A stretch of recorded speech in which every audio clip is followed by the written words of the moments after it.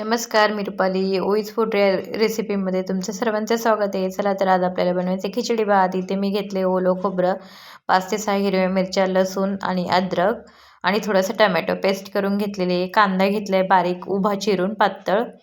तर कुकर तापत ठेवलं आहे. कुकरमध्ये टाकले तेल. आता आपण थोडंसं 1 चमचा तूप टाकणार आहोत. जिरं, मोहरी आणि शेंगदाणे परतून घ्यायचे. नंतर आपल्याला कांदा परतून घ्यायचा आहे.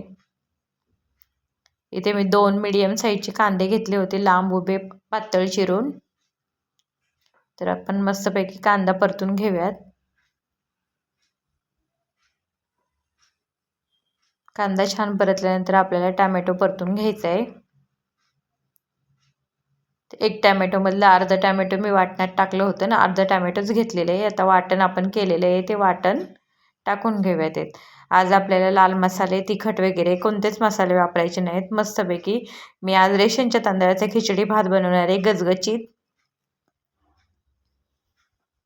कधीतरी असा भातही खायला खूप छान लागतो. थोडेसे वाटाणे होते, पावटा होता, बटाटा आणि थोडासा फ्लावर घेतलेला आहे मी इथे. तर माझ्याकडे सध्या अवेलेबल होतं म्हणून मी घेतलं. साधं नुसतं बटाटा, कांदा, टोमॅटोवर पण खूप छान भात होतो हा. मस्तपैकी तांदूळ धुवून ठेवले होते, तांदूळ परतून घेतले ते. एक साईडला पाणी गरम करत ठेवले. हे 4 ग्लास पाणी आहे.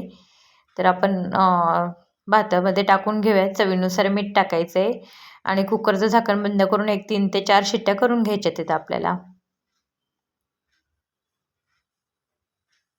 हे पहा, आपला कुकरही झालेला आहे. मस्तपैकी भातही छान शिजलेला आहे आणि मस्त असा लग्नाच्या पंक्तीत वगैरे खिचडी भात शाळेत वगैरे मुलांना भेटतो तशाच पद्धतीने मस्त सेम भात झालेला आहे. आणि वरतून थोडंसं तूप आणि कोथिंबीर टाकली. चला तर सबस्क्राईब करा.